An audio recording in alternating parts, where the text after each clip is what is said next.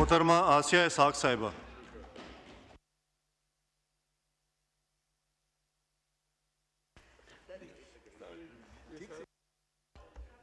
Mic करवाएं। शुक्रिया chairman. बिस्मिल्लाहिर्रहमानिर्रहीम। रब्बि अदखिलनी मुदखिला सिद्क़िन वख़रिजनी मुख़रिजा सिद्क़िन वजअलनी मिन लदुनका सुल्तानन नसीरा। अल्हम्दुलिल्लाह 10 मई बनियानुल मरसूस, ये दिन हमारी तारीख़ में सुनहरे तरीन अल्फाज के साथ लिखा जाएगा। इस दिन हमारे गैरतमंद बहादुर chief of army staff general Asim Munir की क़यादत में अफ़वाज पाकिस्तान ने और कौम पाकिस्तान ने ये साबित किया कि बातिल से दबने वाले ए आसमान नहीं हम 100 बार ले चुका है तो इम्तिहान हमारा। ये वो दिन था जब पूरी कौम अल्हम्दुलिल्लाह सीसा पिलाई हुई दीवार बनी। आसमाने दुनिया ने वो मनाजिर देखे जो मॉडर्न हिस्ट्री के अंदर नहीं देखे। इस दुनिया के आसमान ने देखा कि जब इस्राएली साख्ता ड्रोन पाकिस्तान की हुदूद में दाखिल हुए तो उनको गिराने वाले आम देहाती थे जिन्होंने अपने शॉटगन्स के जरिए इस्राएल की इज्जत को मलिया मेट कर दिया। आसमाने दुनिया ने वो मनाजिर भी देखे कि जब पाकिस्तान का सबसे छोटा मिसाइल फतह अव्वल जब इग्नाइट किया गया तो उसके साथ सिर्फ अफवाज पाकिस्तान नहीं बल्कि अवामे पाकिस्तान खड़ी थी। वो गोले दागते थे, यहां से नारे तकबीर अल्लाह अकबर की सदाएं बुलंद होती थी।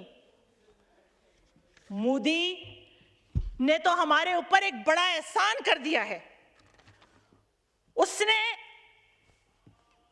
शायद भारत की तारीख के अंदर, लोग कहते हैं मोदी ने अपनी सियासी जिंदगी की तारीख में सबसे बड़ी गलती की, हम ये कहते हैं कि मोदी ने भारत की तारीख की सबसे बड़ी गलती कर दी है। 370A एक गैर आईनी तरमीम के तहत कश्मीर को अपने साथ मिलाकर वो ये समझ बैठा था कि अल्लाह सो गया है। वो ये सोच के बैठा था कि अब दुनिया की कोई ताकत नहीं उठ सकती और वो इस चीज को, कश्मीर को दोबारा टेबल पे लेकर आएगी। लेकिन अल्लाह ने साबित किया, अल्लाह ने बताया कि व मकरहू व मकर अल्लाह वल्लाहु खैरुल माकिरीन, कि उन्होंने साजिश की और अल्लाह ने चाल चली और अल्लाह ने सबसे बेहतरीन चाल चलने वाला है। और वो डोनाल्ड ट्रंप जो इस्राएल की मोहब्बत में फरेफ्ता है, वो जो भारत की मोहब्बत में इश्क में गिरफ्तार है, परवरदिगार आलम ने उसी के मुंह से कश्मीर को मुतनाज़ा डिक्लेयर करवा के वापस टेबल पे लेकर आए। ये है अल्लाह की मदद और नुसरत। कल नरेंद्र मोदी साहब तकरीर कर रहे थे, पूरी दुनिया में उनकी तकरीर का मजाक उड़ाए। वो ये कह रहे हैं पाकिस्तान ने हम पर ही हमला कर दिया। भाईजान, पिछले 70 साल से हम आपके लिए ही तैयारी कर रहे हैं, हम आप ही के लिए बने हैं, आप ही को समझाने के लिए, बताने के लिए, क्योंकि आपको हम हजम नहीं हो रहे 47 साल से। कल जब वो ये फरमा रहे थे, पूरी दुनिया ने ये मनाजिर देखे, कल जब वो ये फरमा रहे थे कि पाकिस्तान ने अब अगर किया तो मुंह तोड़ जवाब, पूरी दुनिया ने देखा कि जब वो पाकिस्तान को ये खाली खुली धमकियां लगा रहे थे तो उनके हाथों में लर्जा था, उनके हाथों में लर्जा था। ये लर्जा क्यों है ये मैं आपको अब बताती हूं। 80 घंटे की लड़ाई हुई है, 6 तारीख से लेके 9 तारीख तक की, 10 तारीख तक की 80 घंटे की लड़ाई हुई है। उस 80 घंटे की लड़ाई में भारत के 95 अरब, एक रफ एस्टिमेट के मुताबिक 95 अरब डॉलर्स तय हो गए हैं, और उनमें से जो 70 बिलियन डॉलर हैं वो सिर्फ अल्हम्दुलिल्लाह पाकिस्तान ने अल्लाह की मदद और नुसरत से पिछले सिर्फ 6 घंटे में, बुनियानुल मरसूस के 6 घंटे के अंदर 70 बिलियन डॉलर भारत के तहत हो गए हैं। और ये पाकिस्तान ने बता दिया था कि अगर अब भी ना समझे तो अगली बारी तुम्हारी इकोनॉमी की है। और ये वही इकोनॉमी थी, उनको अंदाजा हो गया कि जो फौज सिर्फ 6 घंटे में 70 बिलियन डॉलर उड़ा तक रख सकती है, वो जब अडानी और अंबानी की एम्पायर्स के ऊपर हमला करेंगे तो क्या होगा। यही वजह थी कि भारत रोता पीटता ट्रंप के पास पहुंचा, रोता पीटता सऊदी अरब के पास पहुंचा, रोता पीटता यूएई के पास पहुंचा कि बचाओ बचाओ के 2047 का जो ख्वाब है वो चकनाचूर हुआ जाता है। बचाओ। और सिर्फ यही नहीं, जहां पर हम अपनी अफवाज की तारीफ कर रहे हैं तो ये बहुत बड़ी ज्यादती होगी कि मैं पाकिस्तान में मुकीम अपने अक़लियती भाई बहनों की तारीफ ना करूं। उनका किरदार मिसाली रहा, वो जहां लड़ सकते थे वो लड़े। मैंने अपनी आंखों से देखा है सोशल मीडिया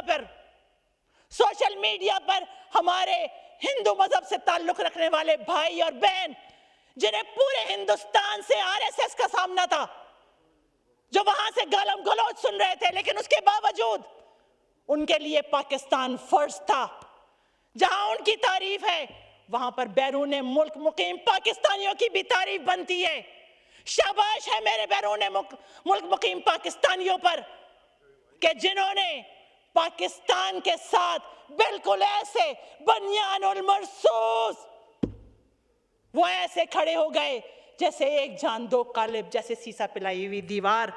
और सिर्फ यही नहीं है, मैं आपको सिर्फ यही बता दूं कि ये जो जंग, जी मैं वाइंड अप कर रही हूं, ये जो जंग हुई है उस जंग में अल्हम्दुलिल्लाह अल्लाह की नुसरत से पाकिस्तान अफवाज एयरफोर्स ने जो राफेल का बेड़ा गर्क किया है, जो भारत की एयरफोर्स को ग्राउंड करवा दिया है, उसके नतीजे में जो एयरक्राफ्ट बनाने वाली फर्म है चैंगडू एयरक्राफ्ट, चाइना की जो फर्म है, उसके शेयर्स दुनिया में 60% ऊपर चले गए।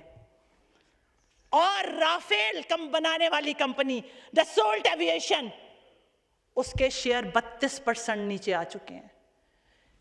यह सिर्फ पाकिस्तान और भारत की जंग नहीं रही, इसने दुनिया के पूरे निजाम को हिला दिया है।